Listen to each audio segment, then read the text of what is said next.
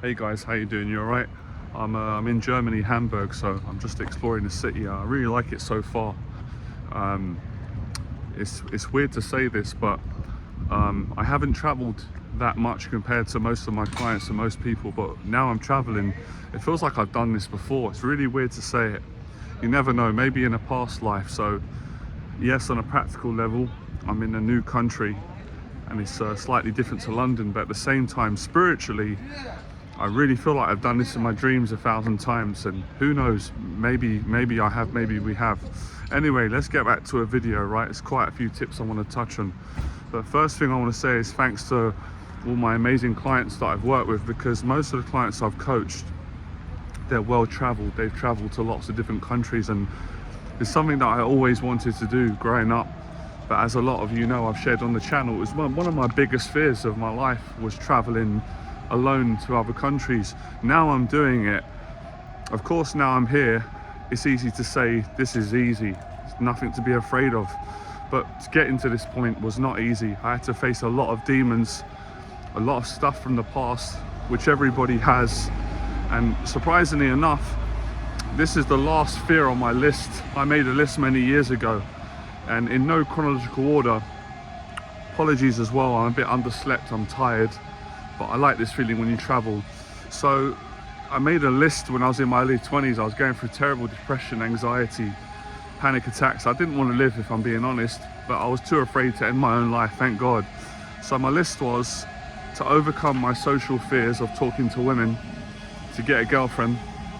I did that, I succeeded at that.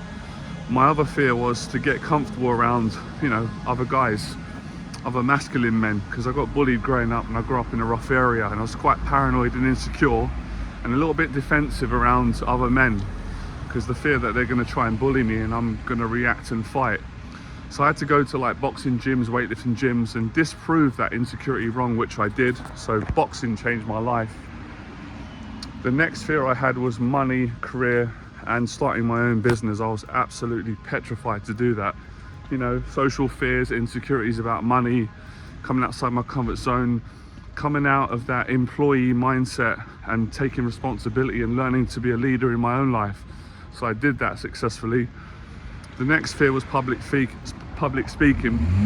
Was absolutely petrified, because for me, public speaking made me vulnerable and to potentially exposing my insecurities in front of people, which was, getting nervous, stuttering, getting awkward, and just not being comfortable. So I've done hundreds of public talks in my business. That was just unbelievable, life-changing. So grateful to have had that experience. The next fear was, going on podcast shows, sharing my story, being interviewed. Did that. What was the next fear? There were most of the fears, I think. So traveling was the biggest one of all of them. And I kind of buried that to the back.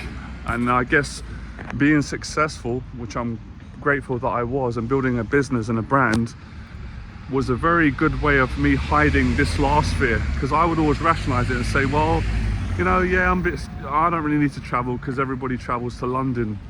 I track business all around the world, and I've got so much in London going on, but deep down it was affecting me. And I always say to my clients, if there's a fear that you're not facing, it's going to affect you. It's going to affect every area of your life at some point. So doing this is like, it's not just me coming to Germany and traveling. It represents a huge fear. So now I've done it, I feel freer. And there's a big reason I wanted to do this, not just for myself. I wanted to do this for my clients, because I don't want to be mentoring clients and telling them, well, you can live your dreams, you can face your fears, you can live fearlessly, if I haven't faced one of my big fears.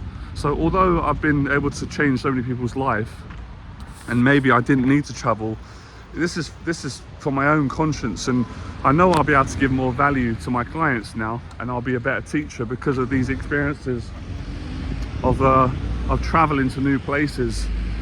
And that's what I live for. That's what motivates me more than all the other things, more than money, more than anything else, is the buzz that you get when you face fear. It changes your life.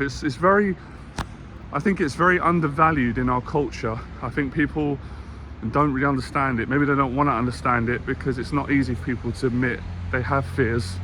and secondly, it's not easy for people to face it. But like anything, fear is no different to anything. If you practice it, you master it, you get better at it, it gets easier. And I like the idea, not just the idea, I like the reality of transferable skills. So if you face your fear of approaching women, it gives you confidence, and you can transfer that confidence into the fear of starting a business, traveling, any area you want, really.